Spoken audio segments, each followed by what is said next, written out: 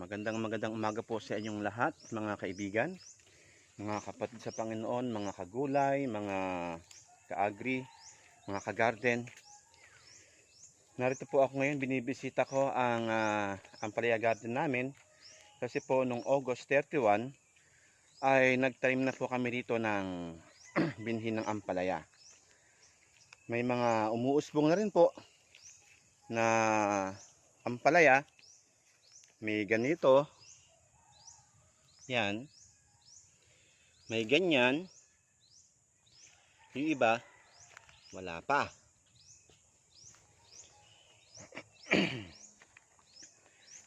Habang nagtatanim ako nito, yung ibang lupa kasi malambot, maganda. Yung iba naman napakatigas, lalo pa banda ron. Sa akin pag ninilay-nilay, ang puso ng tao pala ay kakagaya ng lupa. At nasa Biblia din naman yan. May malambot, meron namang matigas. Yung matigas po yun, yung nahirap tumanggap sa salita ng Diyos. Pero ang responsibilidad nating mga anak niya ay magtanim ng pag-ibig ng Diyos sa puso ng tao, yung mga salita ng Diyos. At walang pinipiling lupa. Ang mahalaga ay maitanim ito sa puso ng tao. Yung lupa na yun, yung puso ng tao. Matigas man ang lupa, malambot man ang lupa, tutubo pa rin ng binhi kapag nailagay na ito. Ngayon, kapag tumubo na ang binhi o naitanim mo na yung binhi, which is the words of God and the love of God, ang Diyos na magpapatubo nito o magpapalakay sa kanilang mga puso. It is the work of the Holy Spirit ang kikilos sa kanila. All we have to do is to share, lalo pa ngayon sa pandemic na ito. No, kinakailangan ng tao ang pag-ibig ng Diyos. Kinakailangan nila mamulat sa salita ng Diyos. Let's share the words of God, the love of God. Dahil nasa pag-ibig ng Diyos ang sikreto ng lahat ng bagay. Lahat ng bagay dito sa mundo ay nagmula sa pag-ibig at matatapos din sa pag-ibig. Nagsesharean nga kami ni Tito Bot. Habang nagsesharean kami ng salita ng Diyos, laging ang ending ay pag-ibig ng Diyos. Nagtatanong ko, sabi ko, bakit talagang sa pag-ibig ng Diyos laging nagtatapos ang ating usapan? Dahil sa pag-ibig pala ng Diyos, nagsimula ang lahat ng bagay. Kaya purihin ang Panginoon dahil kahit na nagkaroon ng pandemic, patuloy ko pa rin nakikita at nararamdaman ang pag-ibig ng Diyos hindi lang sa akin, kundi sa bawat nanonood ng videong ito. Mahal na mahal po tayo ng Diyos, mahal na mahal kayo ng Diyos, at ang kinakailangan nyo lang, tanggapin si Jesus. Pag sinabing tanggapin si Jesus, mamahalin nyo rin po ang Diyos. At kapag minahal na natin ang Diyos, magkakaroon po tayo ng love relationship. At kapag nagkaroon ng love relationship, ang pag-ibig na yan ang magpapakilos sa pananampalataya mo para gawin ang mga bagay na gusto ng Diyos. Kasi sa totoo lang, hindi po natin kayang sumunod sa Panginoon. Not unless mahalin natin ang Diyos. Kaya pala, bago si Jesus umakyat sa langit, sinabi niya, love God above all, love your neighbor as you love yourself. Dahil nasa pag-ibig pala ang sikreto ng lahat ng bagay. Sabi ko nga kay Tito Bot noon,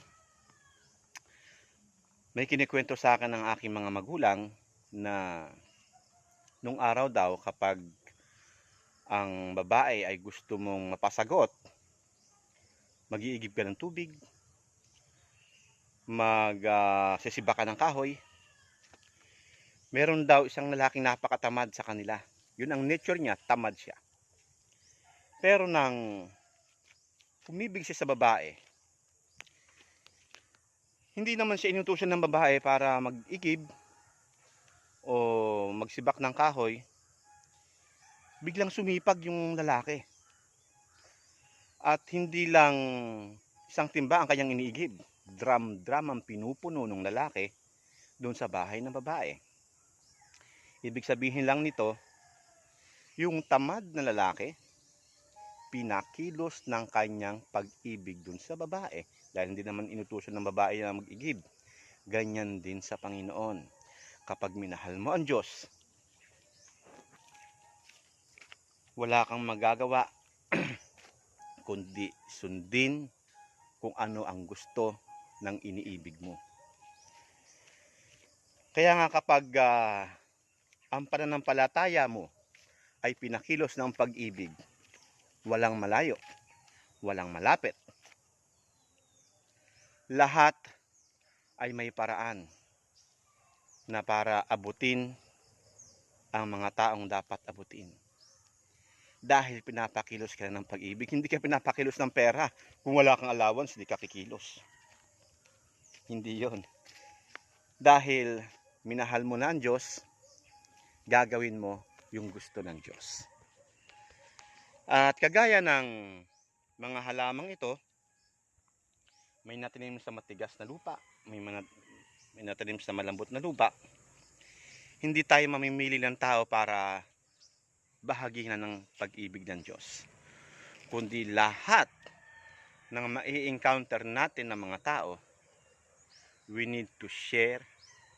Kinakailangan natin ibahagi, kinakailangan din makita sa buhay natin yung pag-ibig ng Diyos.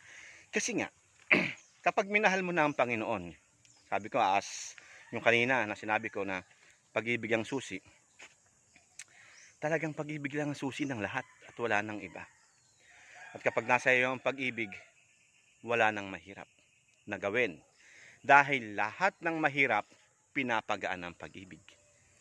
Lahat ng mabibigat, pinapagaan ng pag-ibig. Lahat ng mahirap, pinapadali ng pag-ibig. Kaya pala sinabi ni Jesus Christ, take my yoke, for my yoke is easy. Bakit? Nagiging easy yon?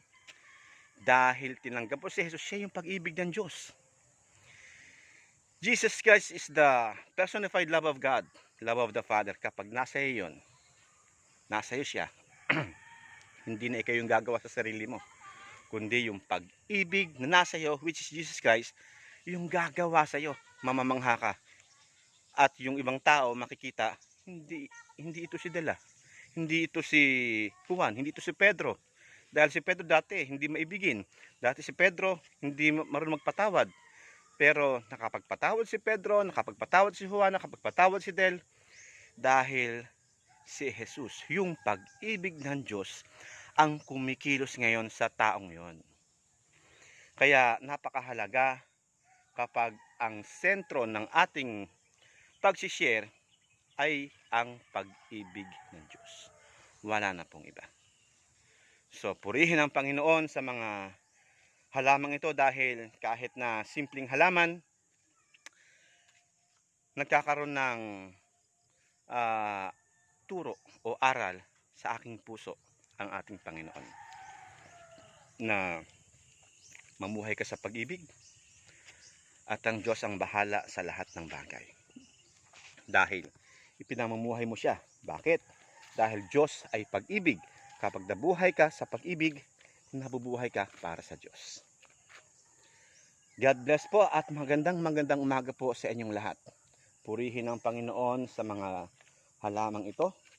Purihin ang Diyos sa bawat pangyayari.